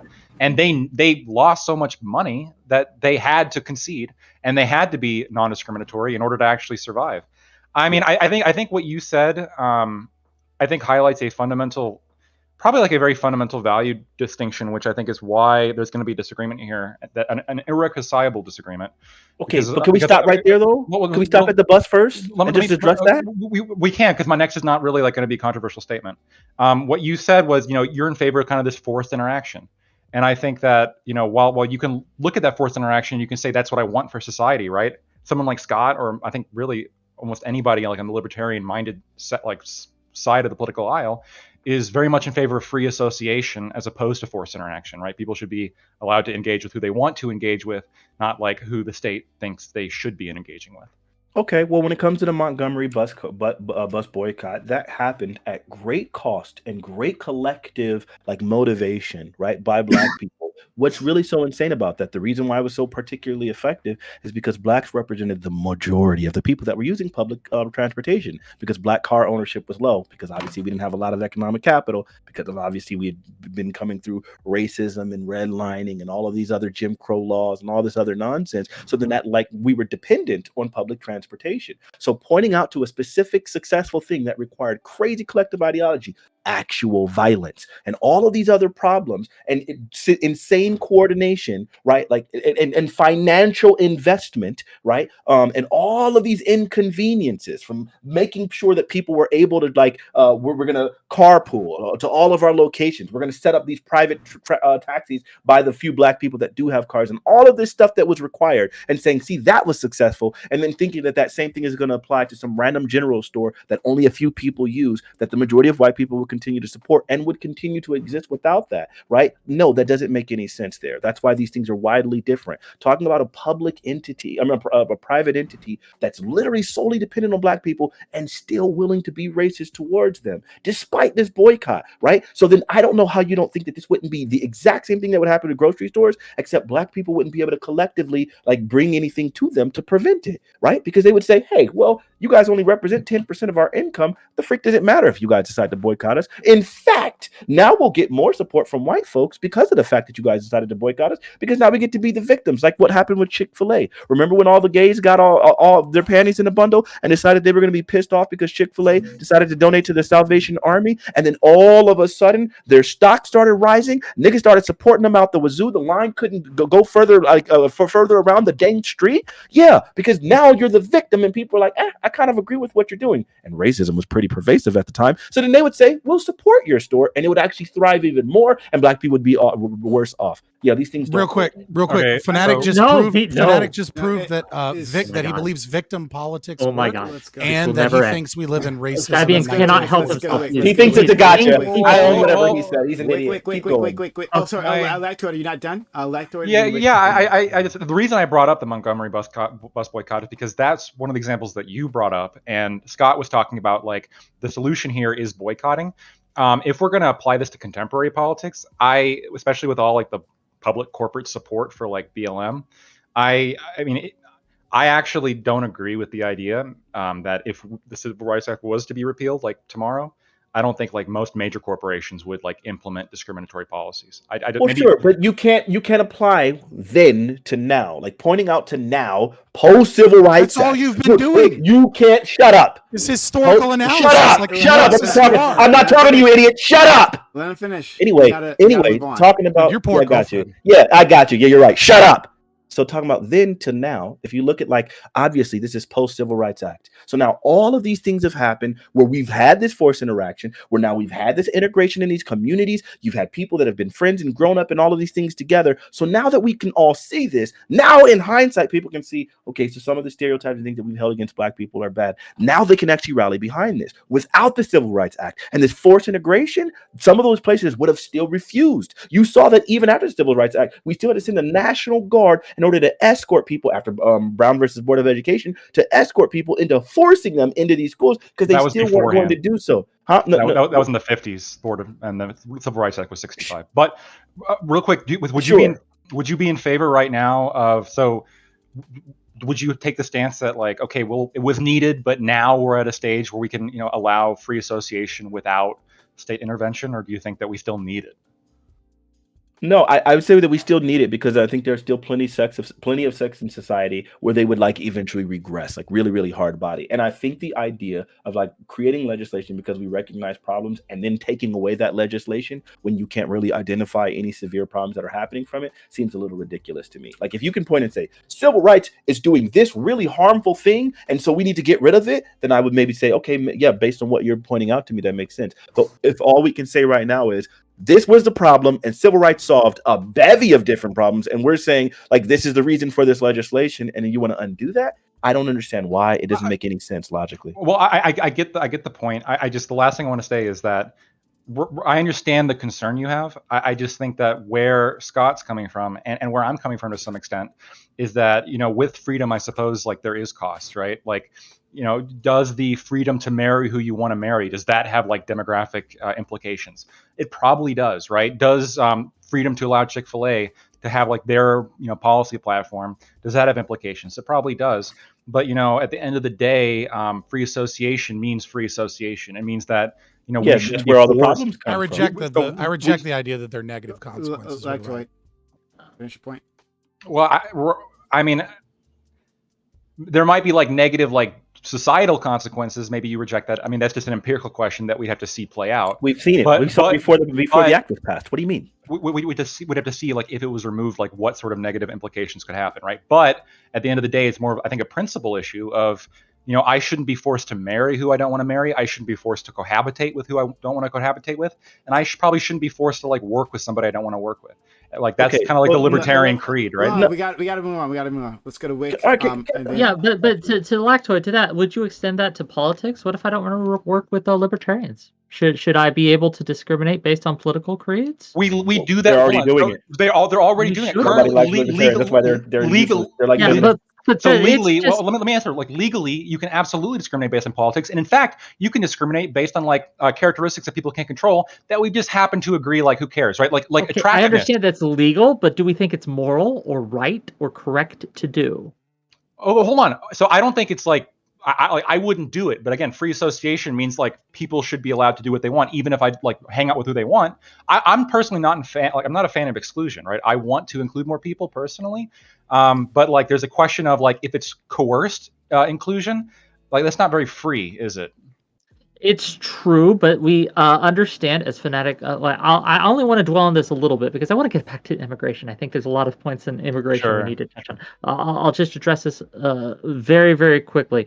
Look, broadly, I think you're correct. Broadly, I think if the civil rights legislation was done away with, most areas there wouldn't be any issues, right? Any issues. But we're not concerned about that. We're concerned about the areas where there definitely would be. And you can imagine, look, I live in a very rural community. To get to any kind of, like, even a Walmart's like almost 30 minutes away from me, right? And there's Walmarts everywhere. And so if I want to get a driver's license, if I want to get all these different things, I have to go pretty far out of my way to do so. So when you have a minority that lives in a community like this, and the people there are racist for whatever reason, or they don't want to support a specific group for whatever reason, it's going to cause problems there. And I think the government has a responsibility to step in and say, no, you cannot deny service just because this person is a race or ethnicity that you do not like. That said, I want to move on to the immigration thing because I think at the very beginning, Sproutacus made a great point that I don't think we've touched on enough, and I think we're doing a disservice not to highlight it, that the Ukrainians were promised protection, right, by America from Russia if they disarm nuclearly. They did. Now, we are supporting them in certain ways, but we absolutely broke the spirit of that agreement. I think we can agree. So I'm curious, regardless of what you think of this panel thinks of the other countries and whether or not we have a special duty to places like Haiti and other places we've harmed. Taking that aside, do you think that we have that same special duty to the Ukrainians right now? Do you consider our breaking of that treaty, at least the spirit of that treaty, to have been enough to give Ukrainians special treatment or not?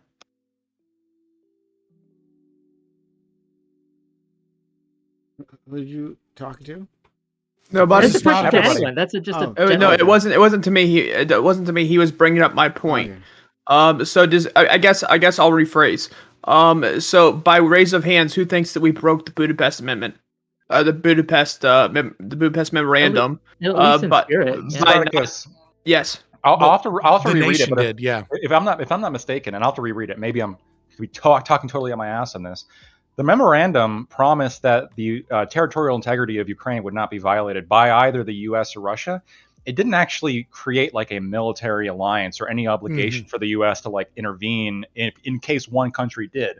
You're right, but that was the spirit of the agreement, which is why Ukraine gave up. No, it's not. Which is why Ukraine gave up nuclear weapons. They had nuclear weapons to defend their own borders, and so they gave up nuclear weapons. And the idea that the United States and Russia both agreed that those are Ukraine's borders. Ukraine outright violated the Budapest Memorandum, Russia outright violated the Budapest Memorandum, and I would say the United States violated it by proxy, simply by doing as little as we've done for Ukraine. That we violated the United States proxy. Not recognize Ukraine's borders.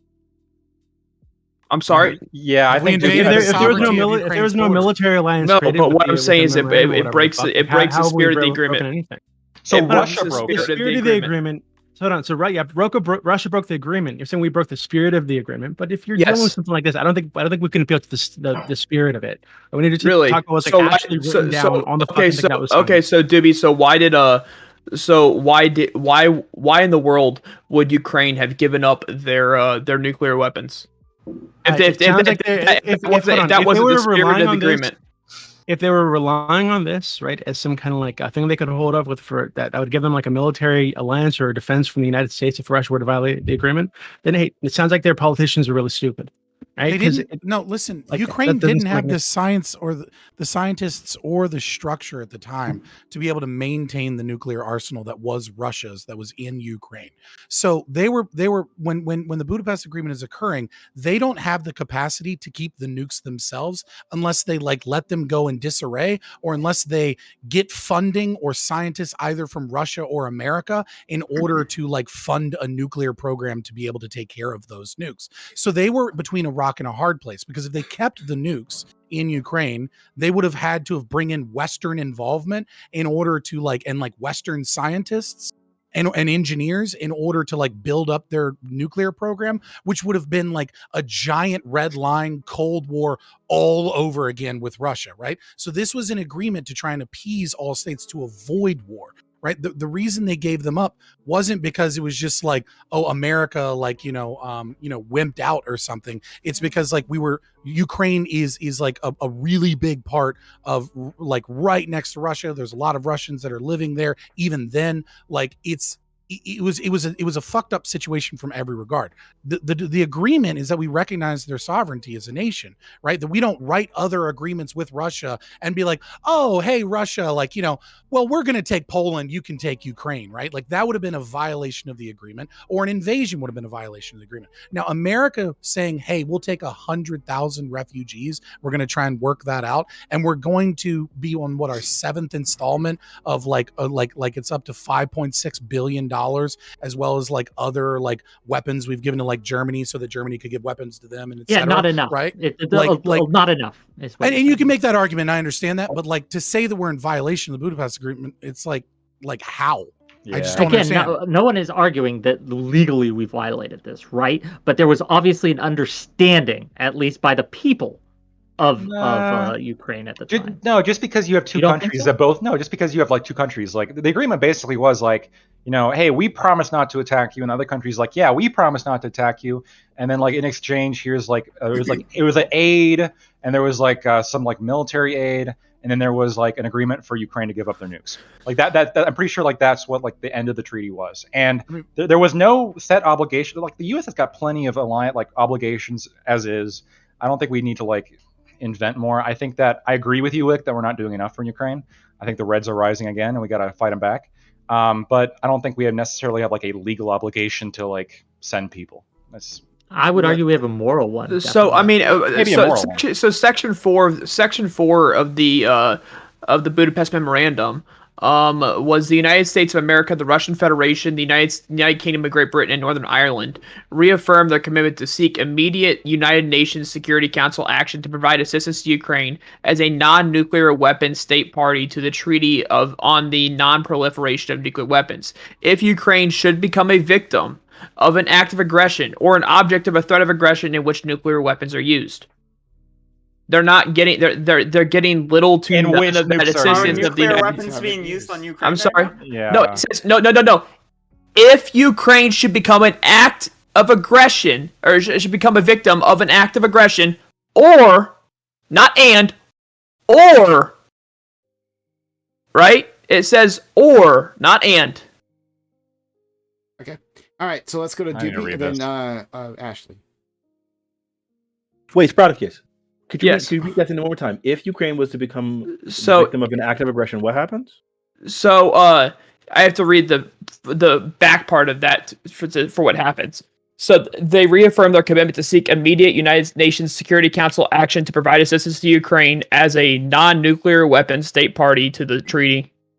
If Ukraine should become a victim of an act of aggression or an object of a threat of aggression in which nuclear weapons are used. So it just says assistance, which we're already doing, right?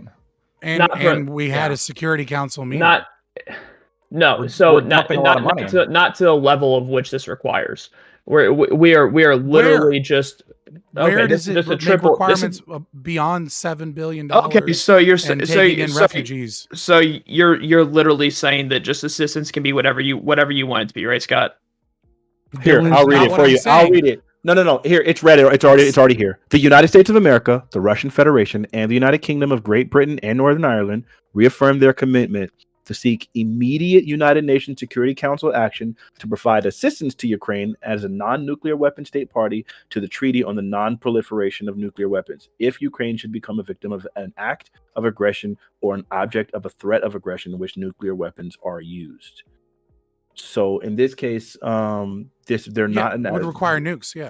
Yeah, so that's just so that I don't think that applies. And we even did, if and it did apply, meant that anyways. even if I was gonna say, if it was just an act of aggression, we did go to the immediate council. We are actually standing there. So like, look, I can get your ideas, Sproticus, tossing you, I don't know what the word is here, but the idea. Oh, tossing you a bone. There we go. If the idea is like you're saying that we're not doing enough, I can agree with you that I'd probably maybe we could do more. I mean, I don't want us to do more. I mean, I feel like I want reparations for niggas, but I'm saying like obviously I can get that thing, but the idea that we would be in violation of this when we've done these things doesn't sound fair. Well, I'm saying I think we'd be a violation of the spirit of the memorandum. And basically what I'm saying off that is I'm basically saying that taking in immigrants or taking in refugees from Ukraine is like the least we can do to try and uphold our side. Okay, let's go to Dibby and Ashley. We have a little bit of time left, so please make quick. Yeah, I mean, I just don't think anybody has made a case for why we should take these people in, aside from like the pearl clutching about how like it'd be immoral not to take them in, right? Whether they're from Haiti or the Ukraine or anywhere, right? Why there are plenty of countries between here and the Ukraine, plenty of countries between here and Haiti. Why should they come here? Yeah, I don't want them. I'm gonna tell you right now, I don't think we need them, and here's why. When we looked at the way that they treated black folks when black folks were trying to leave there, and all of a sudden, then they had these racial hierarchies on who gets to escape the dang country, and they started being incredibly racist. Even in the time of war, them niggas, they obviously got some problems and they can suck me straight sideways. I do not care. I don't have a lot of empathy. They lost all of my empathy when it came to their war. I don't care what happens to them. They can get pooped on for all I care because y'all niggas is racist. That's kind of disgusting. Is it disgusting? Don't worry. I don't care. Apparently, I'm the least moral person on the panel. Guess what? I don't care. You lose the ability for me to have the same moral empathy for you the second you become an incredibly bad actor, and you can't call them anything. Why are we okay with dehumanizing people like this? I can agree that it was racist as fuck. They should be they should be right. Held to account for that. But that doesn't mean they should fuck them, let them die. Let God sort them out, right? This is me holding them to account. Me holding them to account is me withdraw. That's a big punishment. I got you. Good. I got you. It's a great punishment. So in a nutshell, it boils down to me withdrawing my support. It says if you are willing to dehumanize people in times of crisis, then obviously I don't need to be. Then your values are not compatible with the great nation of the United States of America, and you can kick rocks. Association, right? But the US, hold on. But the U.S. literally actually does that, right? Like in times of crisis, we dehumanize people. We put racial limitations on them. Right? Like we do that. Like going back to the Haitian example right there, right? Like time of crisis. That's a racial hierarchy. I didn't say hierarchy. I said, like, what do you mean? It is if you don't let Haitian ones come, but you'll let all the other. I thought we went over this. Ukrainian refugees. Sorry, your government was racist. I'm sorry. If you thought it was, you thought we went over this when you tried to appeal to something other than the asylum problem, right? Because like what was it called? I'm sorry, the Haitian Family Reunification Parole Program, which also exists for all these other countries as well. So if you're talking about that thing, yeah, they have that. But the thing that's contested here is asylum. And when you don't allow them to seek asylum, yet you let the other nations seek asylum while also you have a Cuban family reunification program. You have one for Mexico. You have these family reunification programs for all of these various countries and continents. So that means now pointing to the fact that you gave. So that means. Pointing to the fact, but that means pointing to the fact that you have that for Haiti does not detract from the point that you still are withdrawing asylum while also withdrawing asylum while simultaneously. No, they're not. Withdrawing asylum. Withdrawing asylum. Why are you withdrawing asylum while simultaneously being willing to give that to the other nations. That's where the problem is. So you're not treating the nations Haitians equally can there. apply for asylum. Wait, They hold on, just can I ask you a question? They just refused them asylum at the border when all of them were here. Did they not?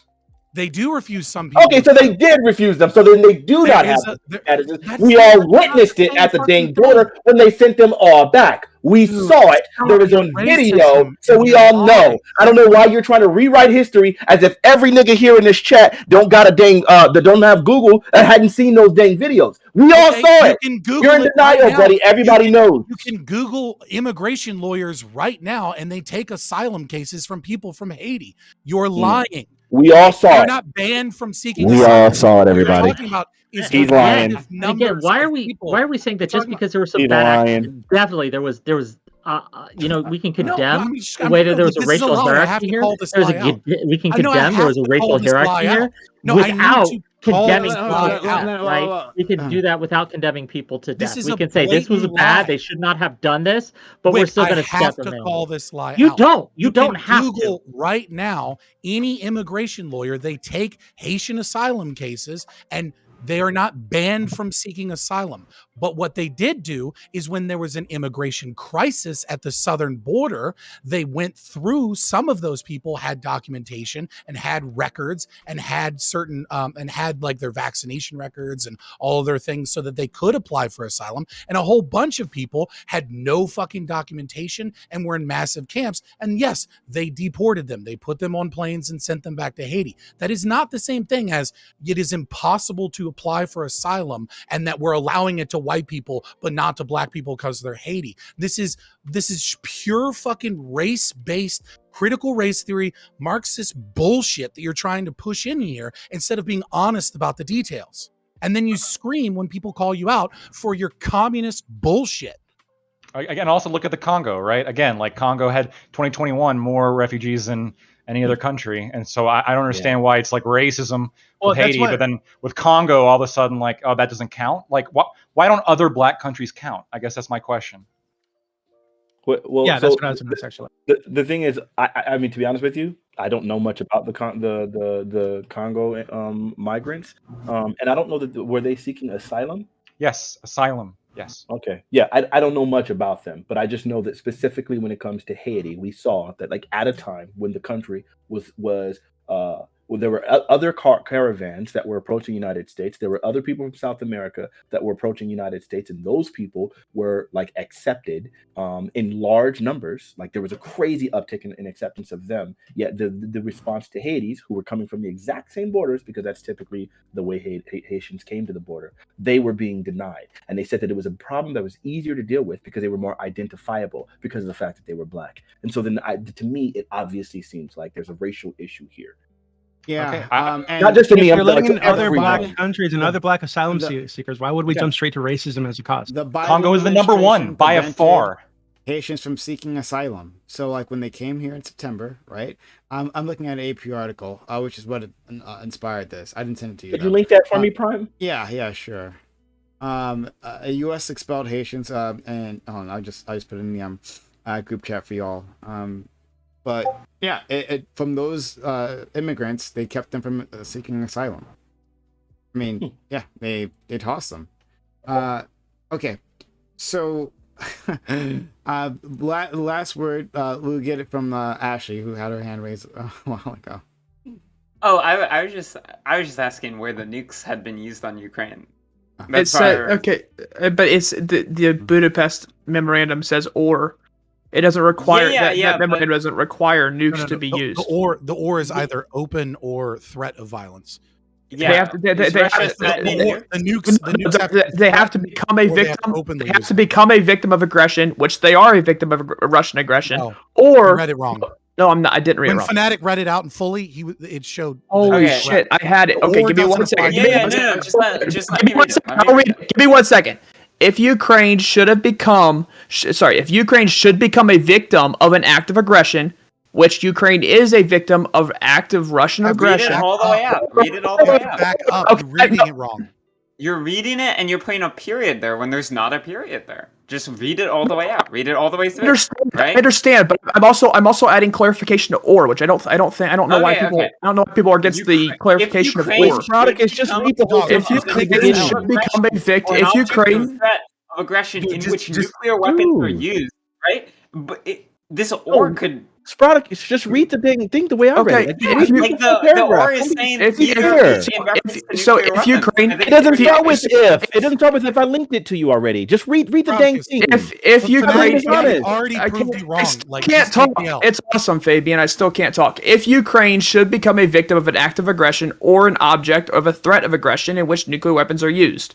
So, what that means in layman's terms is if Ukraine should become a victim of an act of aggression, they are a victim of active Russian aggression, or become or become a threat of a threat of an act of aggression that includes nuclear weapons. Can I read this? I got it in front of me. Let me read it one more time. The United States of America, the Russian Federation, and the United Kingdom of Great Britain and Northern Ireland reaffirmed their commitment to seek immediate United Nations Security Council action to provide assistance to Ukraine, which they already have, as a non-nuclear weapon state party to the Treaty of the Non-Proliferation of Nuclear Weapons, if either of these things, if these things happen, if Ukraine should be a victim of an act of aggression or an object of a threat of aggression in which nuclear weapons are used. So the or in this sentence, it's basically if they are either the victim of an act of aggression or a threat of aggression. This is just reading comprehension, bro. So they need to be the victim of an act or the threat of aggression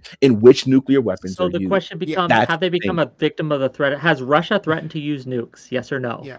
Oh, yes, it has. So before that, we have to clarify. Spartacus is not saying that. No, so what I'm saying, they did threaten them. Now that we're in hindsight, Spartacus is right. They did threaten to use nukes. Now that I'm thinking about it, did they not? They did multiple times. They So then that means that the United States needs to seek immediate United Nations Security Council action to provide assistance to Ukraine. Spartacus, has the United States sought immediate United Nations Security Council action to provide assistance to Ukraine? Has that happened? Not to the proper level. I don't think. Okay. We're not talking about degrees or quantities, but they have. Yes. We've had a Security Council. Yes. Okay, and they did, and they have provided assistance. So then that means they are within the thing because it doesn't quantify the degree of assistance or any of those things. So look again. Okay. Now you can make the argument if you want to that they're just not doing enough in your opinion, but don't sit here and lie to the rest of us here. I don't know. Lie's too strong a word, but don't misrepresent that they're outside of the agreement, because clearly, based on this, you're admitting that they did do the thing that it said to do. Okay. When are you afraid of the word lie? Great. Wonderful. All right, so we hit it. We did it. Hey, that's a good one.